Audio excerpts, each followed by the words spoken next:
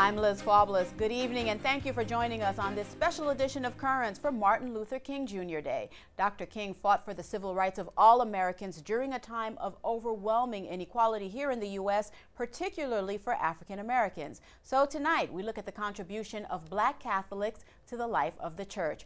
First, we begin with a celebration which took place last February for Black History Month at St. Catherine of Siena Church in St. Albans.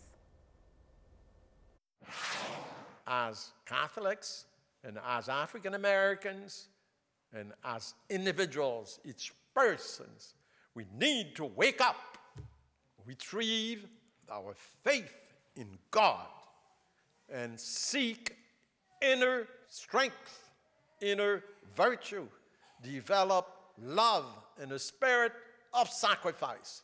Otherwise, there is no future to us. Today's Mass is important for us to really remember our culture, to remember who we are as Black people. We bring our Blackness to the church, and we must celebrate that Blackness, that gift of Blackness that we bring to the church.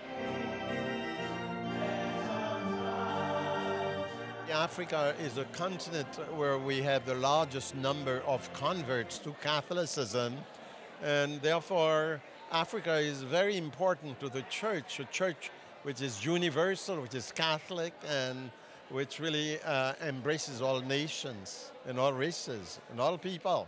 Everybody are members of the one Christ.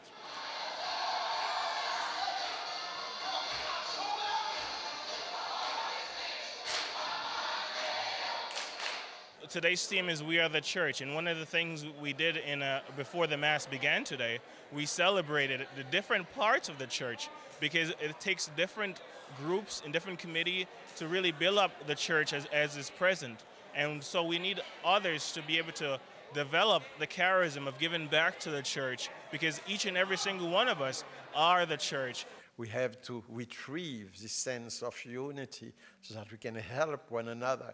We have to retrieve this sense of solidarity among ourselves. And when we celebrate Black history and we look at the past, we need to regain new strength to face the challenges of the day and of tomorrow. It's important because we have to appreciate the history that Black people have gone through, and that it's so special to this country because they used to have slavery and now we're not, so now we have to appreciate the freedom that we've been given. If we as the older generation don't leave a history for our youth and show them what role that they can take in the church, by our example, they will never know what they're supposed to do when they grow up. Sacrifice is key to progress, a sense of self-denial and a commitment to a common cause. And we find that in our history. Many of us don't even live in the same communities where we grew up, where our parishes are. But it's nice to know that people are still viable, still around, and still have an interest in what's going on within the church itself.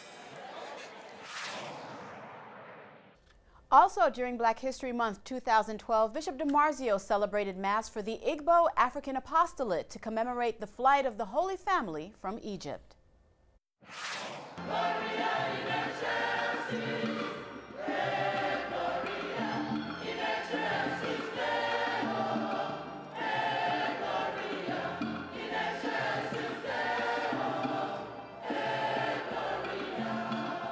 Today we're celebrating the Nigerian feast, the flight into Egypt. Joseph was warned in a dream that King Herod was looking for the life of the infant. Herod sent the soldiers to Bethlehem, and all the infants 2 years of age and under were killed, all the male. So Joseph took Mary and Jesus and went to Egypt. Truly, this feast is both Christian and represents the African culture. It represents the African culture because we recognize that Jesus went to Africa. This is for everybody, but the Nigerian community has this as a special devotion. As you will see later, they have the infant dressed in tribal garb and concentrating on that part of Jesus' life, that infancy, that event that was so critical to the saving the life of Jesus. This wonderful celebration that is your own as a Nigerian people is a wonderful reminder of the migration experience. Basically, it was a refugee situation. If today it were to happen, we would say they were refugees. They were fleeing persecution. So you can look at that in this way, and I will say it in the homily either. This is a migrant story, and it's especially dear to people who are migrants. They know what migration means. Every migrant, even if they're not fleeing persecution, has a change to undergo. It's a flight, it's an exodus. The Holy Family were the first immigrants. And as immigrants, they experienced what we experience in America. We celebrate it, we dress like the Africans. Actually, I'm from Haiti. And of course, you know, my descendants are from Africa. He is wearing the traditional, African traditional wear. And this is the chief, this thing we put on for a king. Today, we make the intention of this Mass to pray for your beloved country, that peace will come there, that there will be true religious freedom and brotherhood between Christians and Muslims. We pray that there will be peace in that land, that Christians are endangered. They are not accepted as part of society. They're marginalized. And my prayer would be that there would be peace there, and that there will be a kind of a pluralistic society that will allow for Christians and Muslims to live in peace.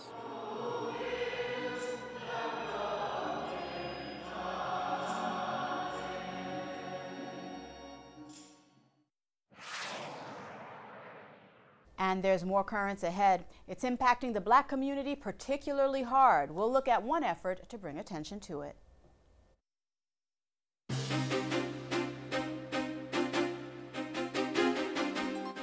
Welcome back to this special edition of Currents on this Martin Luther King Jr. Day. A powerful documentary looks to shed light on something that is overwhelmingly impacting the African American community: abortion. We learned more when we visited St. Thomas More Church in Manhattan. This evening we have a documentary film called Maafa 21.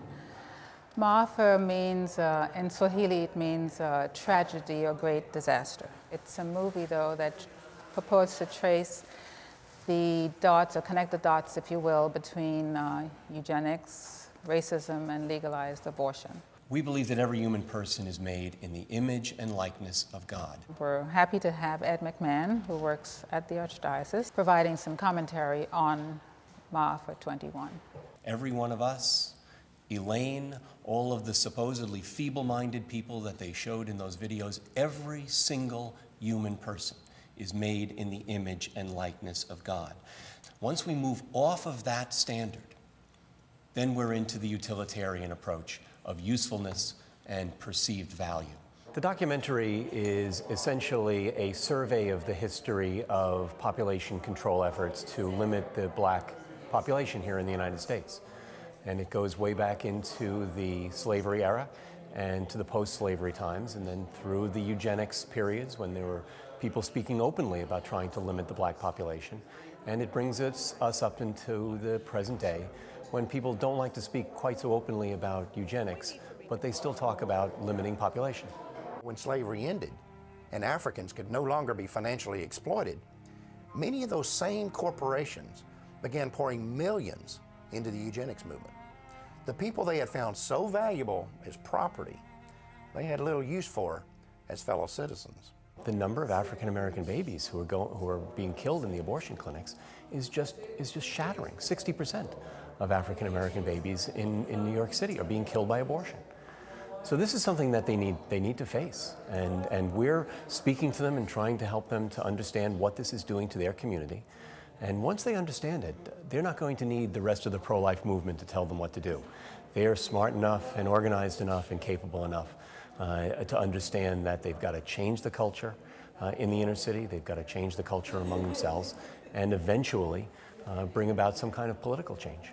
I'm very concerned about this whole problem of abortion, and as an African American, how we as African Americans are affected by it. It confirms what I thought before, that there's really an organized movement by elitists who feel that certain people should not be born. If there was economic equality and justice, I don't think blacks would have such a very high rate of abortion. The battle to defend human life is fought one person at a time, one family at a time, one community at a time, and one church at a time. And the elites and the powerful people may have their positions, but I'm actually very optimistic that in the end, the truth will conquer. And the truth will conquer by the conversion of individual hearts, through our families, through our churches, and through our communities. One woman who has dedicated her life to speaking out against abortion just happens to be the niece of Dr. Martin Luther King Jr. And Alveda King took part in a rally at the Federal Hall National Memorial on Wall Street, one of many rallies held last year to protest the federal contraception mandate. On this date, June 8th, in the year of our Lord, 1789, on these steps, in this hall, James Madison submitted to the first Congress a Bill of Rights. And that first right recommended Congress shall make no law respecting an establishment of religion or prohibiting the free exercise thereof. The Health and Human Services Secretary has said that every American has to pay $1 per month for abortion, birth control, and contraceptive services. And we, in good faith, in good conscience, cannot do that. 1, this is not about contraception. 2, this is not about contraception. And 3, this is not about contraception. It's about religious liberty. This isn't about contraception. This is really about religious freedom. And that if our government takes away this issue, what's next? And it's not just a matter of, of certain faith, of, again, like contraception, but it truly is about having religious freedom for all religion. We're here because an assault has been launched on our religious freedoms, but it is being done in the name of bad science. Those who support the mandate are trying to paint us as waging a war on women. Medically, the birth control is seldom the best treatment, and actually, because doctors very quickly place women on the birth control pill, they fail to really look for the underlying problems and correct them, which is the approach that we take. So at our center, we treat a lot of women's health conditions. We almost never use the birth control pill because there's usually a better, safer, more natural alternative. We invite everybody to study hard, what the issue is, and to pray hard too, and then get involved and support this cause. It's better for us to start working now that we can prevent, instead of then crying for the effects and the consequences of this when there is nothing to do. Especially for young people like me and a lot of the young people that were here today, this issue of religious freedom and of conscience is really big because we have a voice and we want to let it be heard.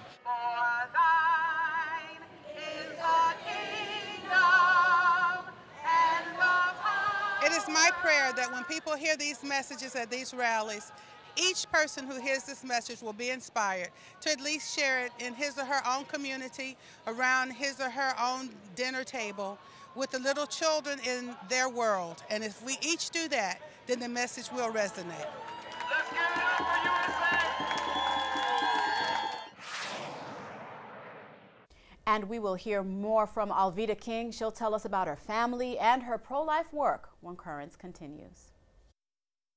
Welcome back to this special edition of Currents on Martin Luther King Jr. Day. Back in 2009, we caught up with King's niece, Alveda King, who shared with us her eyewitness about her family and her pro-life work.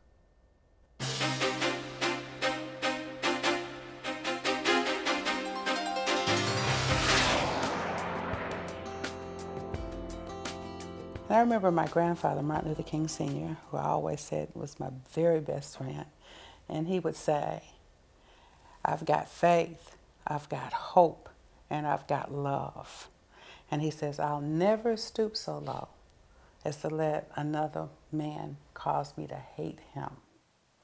And so I work very hard every day to first forgive others, to ask God to forgive me, to love, Very often I read the Bible, I worship, I play worship music, and I pray. And I pray every day. But the most important thing that I can do is to love somebody every day and to not do evil to others, and I work very hard to live that way as well. Birmingham is being called Bombingham because they were bombing houses and churches and motels. I went to school with one of the little girls. You couldn't really understand. As I can remember being 12 years old as a child, how could somebody do this to little girls who never did anything to them? It was one of my very first lessons in forgiveness because my parents, my daddy, said you cannot hate the people who did this. And I remember that just as clearly.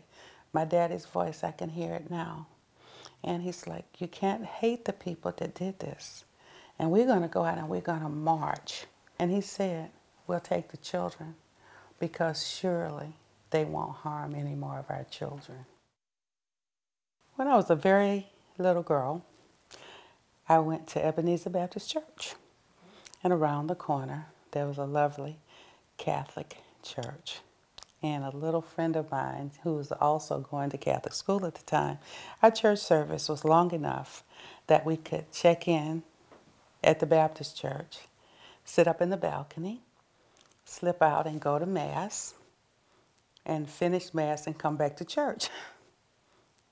And so I've attended Mass many, many times over the years. I believe that the Catholic Church has demonstrated and proven that they are the leaders in the life movement. And I have a tremendous respect for that. On the day that I'm 100, I would like to think back and believe that I have given everything I could to love the Lord Jesus Christ and to love the people that He creates. And in that love, to promote life, liberty, and the pursuit of happiness. Stay with us. There's more Currents ahead. On this Martin Luther King Jr. Day, prayers for a man that many hope will one day be a saint, Pierre Toussaint. Back in June, the Brooklyn chapter of the Pierre Toussaint Guild gathered at Our Lady of Refuge Church in Midwood to pray for Pierre's canonization. Venerable Pierre Toussaint, he came from Haiti as a slave. He got his freedom here. But he continued to work for the gospel, for the spread of the gospel. Today is the day that Venerable Pierre Toussaint passed to go to from this earth to heaven. So it's a great day. We honor him and to pray so that his canonization, the process to be beatified and canonized, could speed up. Pierre Toussaint liked to listen. He's a man of good virtue, but also he helped in building schools. Orphelina, he helped. Venerable Pierre Toussaint was born in the city of St. Mark in Haiti, and the habitation, the place called Bérard, and that's where I came from also, in the city of St. Mark. And his master came with him to the United States, especially in New York, and where he learned to read and write, and the professional hairdresser. He opened his barbershop and help people with his money. So he was a great, very, very generous man with his gifts and talent and treasure. He was a man of excellent virtues, great model of faith, man of hope, man of love, a true Catholic. He was a true imitation of Christ. Not everybody knows about Pierre Toussaint. So I did a PowerPoint presentation about his life, timelines of his life, what he did, about his background, his family, all of that. Then I go to the table of the Lord, the altar, where I celebrated Mass in 3 languages. So I informed them and evangelized them to let them know that Venerable Pierre Toussaint was a great model of faith, hope, and love for all of us, no matter what culture, no matter what our stature in the society. Now we take a moment of silence to pray for the beatification of Venerable Pierre Toussaint. At this time, the church recognized Venerable Pierre Toussaint, venerable. We could venerate him, we could honor him. Now we are praying for more miracles so that he could be beatified, and then to go to the next step of sainthood. That's why I gather the people of God to let them know, to pray, to ask God for miracles. I believe he should be a saint because he lives a selfless life. He is like a walking Eucharist. Not only preach the gospel, but he live it. He got a lot of sympathy for people, especially when you're sick. When you're hungry, he help you, he give you food. I like that. I like that about him. He's a man of love, to love no matter what, to forgive no matter what. This is the life of Pierre Toussaint. This is not foolishness.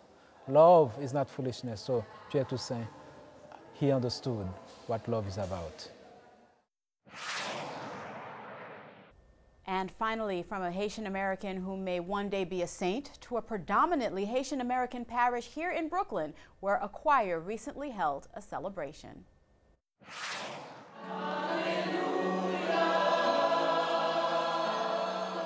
We are at St. Jerome Roman Catholic Church, and we are celebrating the release of Troupe Éclat, which is one of the choirs of St. Jerome Roman Catholic Church, and it's our first debut, our first CD that's being released today to the public. Through songs, we can express ourselves. Through songs, as believers, as Catholics, we can help someone else to pray and experience God's mercy, God's presence, God's love.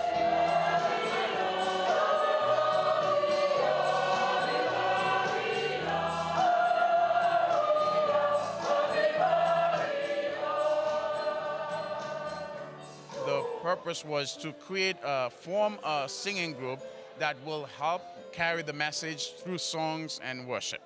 And that's the reason in 1995, Bishop Saint-Cyric gave us the permission, gave me the permission to start the group, and we did.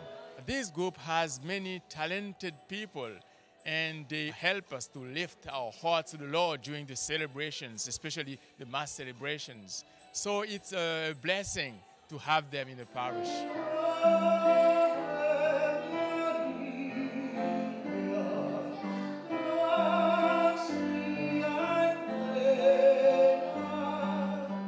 We have taken over about 3.5 to 6 months in preparation of the CD, and we are currently 35 members actively strong. So to get that many people in a studio is no small task. Obviously, if God was not involved in this work, we would not have been able to do it. So yes, we are very, very happy, and we can't wait to get the response from the people out there in terms of how they love it. Music is essential to the expression of faith. We always, and I always insisted that they should seek perfection in prayers, but also in expressions of prayers, in art, in music. And I'm very proud of them. It feels great that we have something. It feels like you have something to show for, regardless of how people respond to it, but we feel great that we were able to do that. And then we want to be one of the group known for singing in the community, for praising mostly. It's not about the vocal, but it's about the soul that you put in what you do.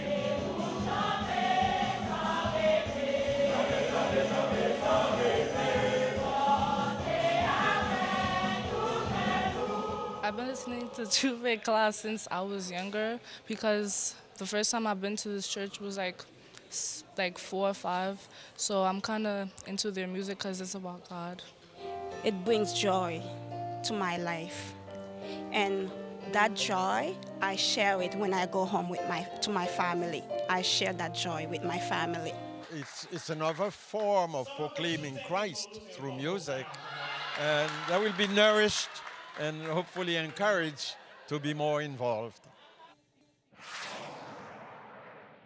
And that is all for this special edition of Currents. Tonight we leave you with images of the Martin Luther King Jr. Memorial in Washington, D.C. Thank you for watching, and have a good night.